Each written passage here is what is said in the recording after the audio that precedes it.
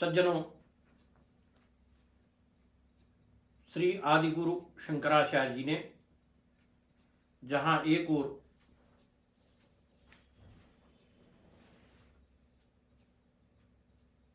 अद्वैत वेदांत की धर्मध्वजा को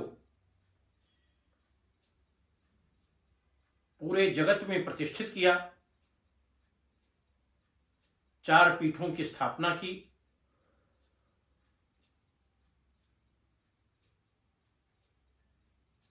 तथा यह उद्घोष किया कि ब्रह्म सत्यम जगन मिथ्या, जीवो ब्रह्मैव नापरः। इस रूप में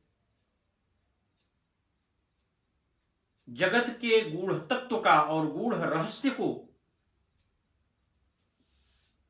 बहुत ही गंभीरता के साथ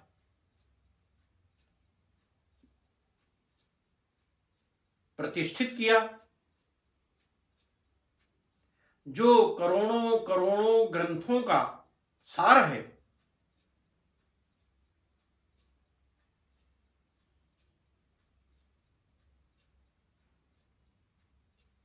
और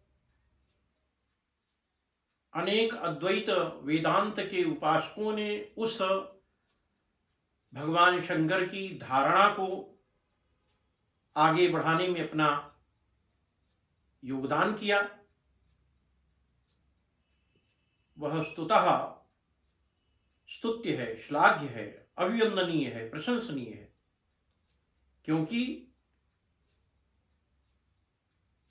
श्री शंकर के इस अद्वैत वेदांत निरूपण में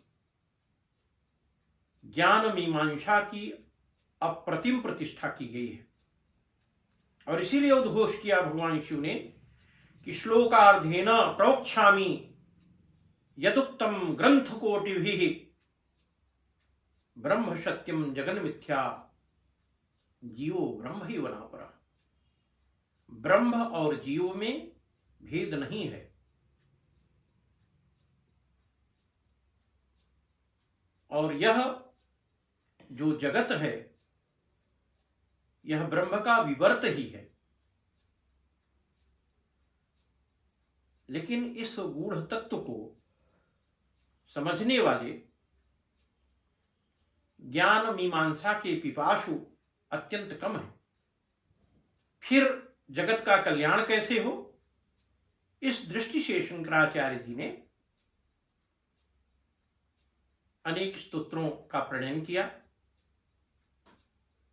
और सभी स्तोत्र अत्यंत ही अपूर्व भाव भरित हैं। लेकिन सौंदर्य लहरी उसमें अनूठा है, अप्रतिम है, विलक्षण है। यौगिक और तांत्रिक मंत्रों से विभूषित है। और इतना ही नहीं, काव्य शास्त्र की दृष्टि से यदि चिंतन किया जाए तो रस, छंद, अलंकार, गुण, वृत्ति, रीति, शब्द शक्तियों का प्रयोग करके बड़ा ही अनुपम साहित्य इस जगत कल्याण के लिए भगवान शिव ने समर्पित किया है। भाइयों बहनों, आज उसी सौंदर्य लहरी के 62वें श्लोक को मैं आपके समक्ष परोसने जा रहा हूं। प्रकृत्या रक्तायास्तव सुदति दन्तक्षदरुचे प्रवक्षे सादृश्यं जनयतु फलं विद्रुमलता न बिम्बं तद्बिम्बं प्रतिफलनलाभादरुणितं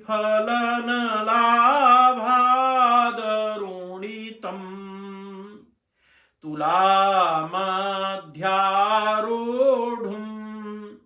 कथमिव न लज्जेत कलया। अप्रतिम भाव निरूपण इस श्लोक में श्री आदि गुरु शंकर मां पार्वती के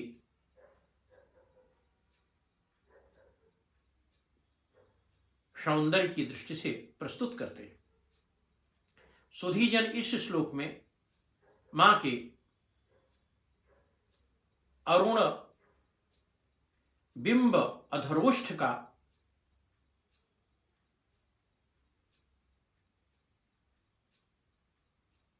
सौंदर्य निरूपण किया गया है। इस श्लोक का जो शाब्दिक भावार्थ है वह यह है कि हे सुदति अर्थात सुंदर दंत कांति की पंक्ति वाली पार्वती, आपके सुंदर दंत पंक्ति अत्यंत ही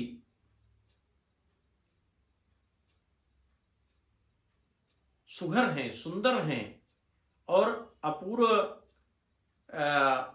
चमत्कार, चमत्कृति और तेज से युक्त हैं।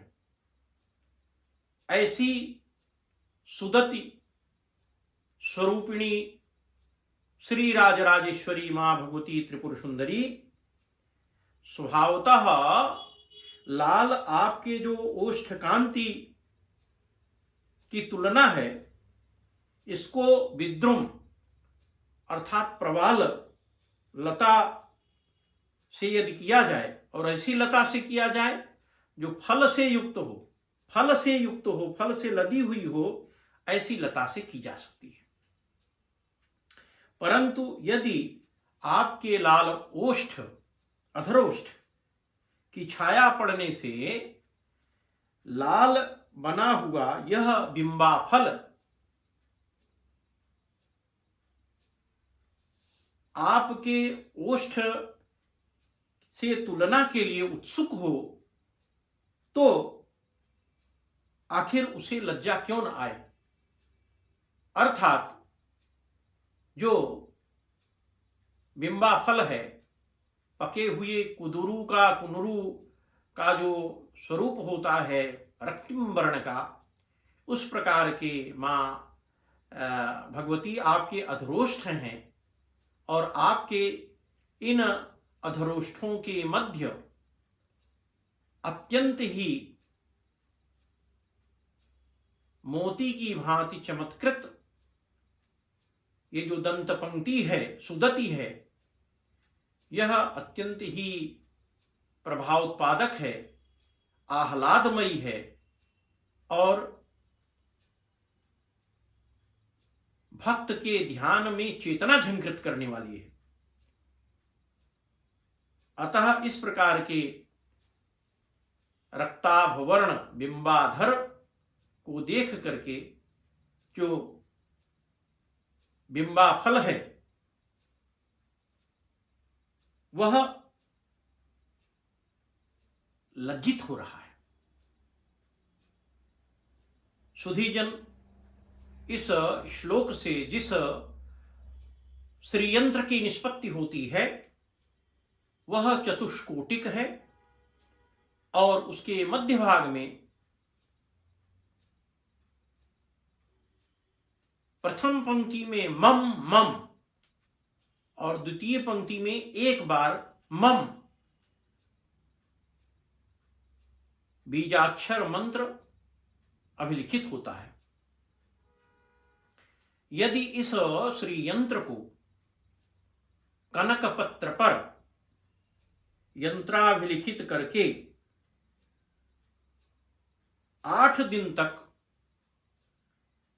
उड़द के दाल से बने हुए नैवेद्य का भोग लगाया जाए और इस श्लोक का 1001 बार पारायण किया जाए तो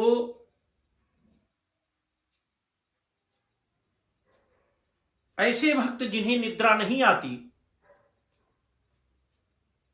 जो मानसिक अवसाद अथवा संत्रास में होते हैं और रात रात भर उन्हें निद्रा नहीं आती, ऐसे भक्त सुखप्रद नींद प्राप्त कर लेते हैं, अर्थात उन्हें सुखदायिनी नींद प्राप्त हो जाती है। सुखप्रदा निद्रा समायाति, यह इस श्लोक का चमत्कार है, महात्म्य है, प्रभाव है। धन्यवाद।